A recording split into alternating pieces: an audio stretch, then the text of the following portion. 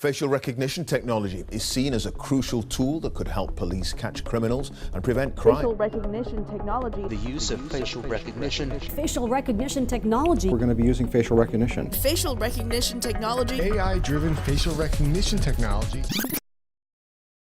Facial biometrics, it isn't 99% certain. Comes with privacy concerns. My biggest privacy concern is actually not the government. Facial recognition has created a much bigger problem. We mustn't assume that technology is the solution to everything. Solution to everything. Solution to everything.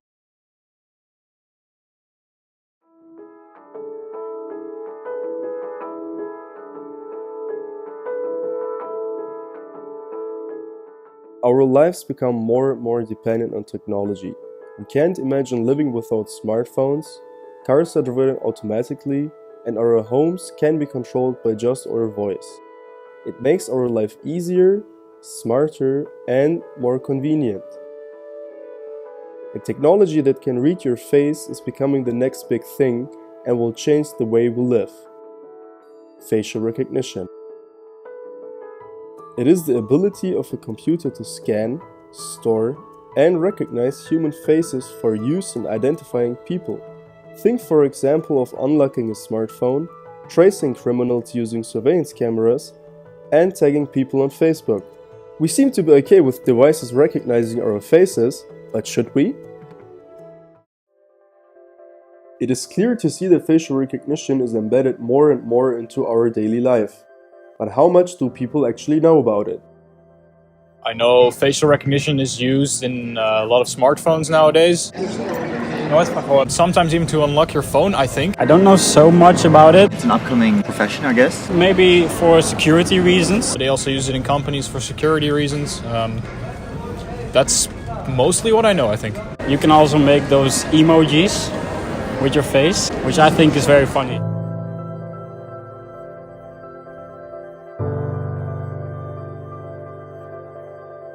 More than 75% of the general public does not have enough information about facial recognition and its use. So, what can an expert tell us?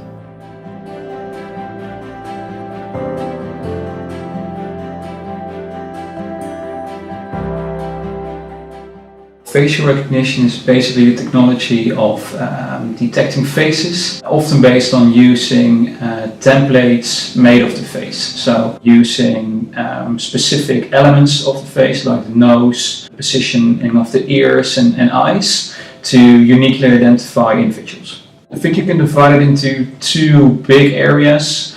Law enforcement, so for criminal investigations, catching criminals or suspects. And the other side is more the commercial side. So the law enforcement is more based on a different part of legislation than the commercial side. The commercial side is increasing in usage rapidly. As can be seen, facial recognition is used in multiple areas. Besides being integrated in your smartphone for various reasons like unlocking and paying, surprisingly, even companies started to implement this technology to track who's entering the building and to check their employees' punctuality. One of the most common implementations of facial recognition is for national security. Think for example of train stations and airports. So this example about Schiphol Airport, they have a number of gates there with built-in cameras. And the gates are also mechanical gates. So you stand in front of the gate, you present your passport on a passport reader. The system reads your digital photograph from the passport. Then it makes a live recording. Then it determines the best recording and compares that to the digital photograph on your passport. If the system thinks that the similarity is good enough, then it decides that you are the rightful owner of the passport. It opens the gate and you can enter. Facial recognition seems a very simple and convenient way to identify people. However, as with every technology, there are risks that should be taken into account, especially when these risks are privacy related. I think the biggest risk is that when you lose a password, you can change the password, But when, for instance, your fingerprint or the biometric template that is made from your face or the image of your face, when that is leaked, you're in a bigger problem because you can't simply change that part of your body. It's really defining your identity and who you are and what you are as a human being. So control over your biometric data is even more important than having your passwords, keeping them to yourself. So that's what I said, you can change your password, you can't change your fingerprints, your facial features, but it's far more serious.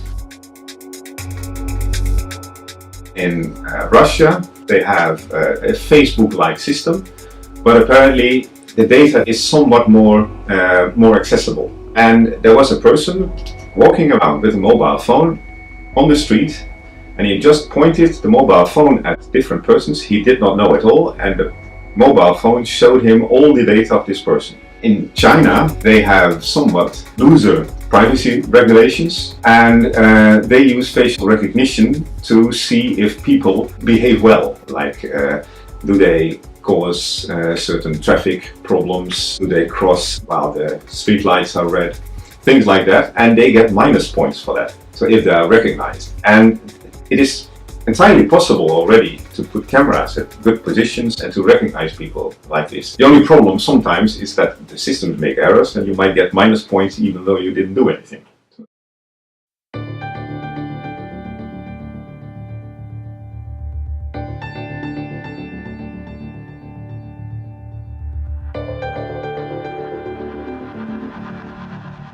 If you use facial recognition security, not only do you risk your unique facial features to be known, you also open the gate to hackers getting access to your social security number, your financial details, and your health information. With the necessary resources, it is not too hard to recreate a person's face. Besides your face, other biometric features like your fingerprint can easily be hacked. Especially in combination with each other, these features create a whole human profile. When these biometric templates come into the hands of people that want to do bad things with it or criminals, then they get to have access to a lot of different parts of your life. For instance, they can enter your phone if they have your phone, or enter into certain buildings, and a lot of possibilities open up for them, and it's really difficult to make sure that that whole process is revoked, because it's all based around your bodily features. They're always inside, whereas your password can be really kept to yourself. You can use a password manager or whatsoever to store them. Your facial features, or for instance a peace sign, your fingerprints are immediately exposed, especially when looking at the progress that photography is making. There are a lot of people that have stopped using this sign because of the fact what the consequences might be for using their fingerprints. That's another important aspect, which is really a big risk for the use of biometric data. Yeah.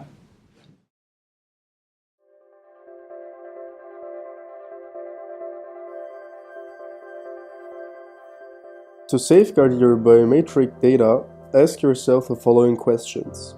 Is it really necessary to use this facial recognition here? And do I have other options? What happens with my biometric data? And which parties get access to this data? Other tips that may be useful as well are to check the privacy policy and statements concerning facial recognition, check the details of your phone's face recognition method before enabling it, and turn off automatic facial recognition on social media.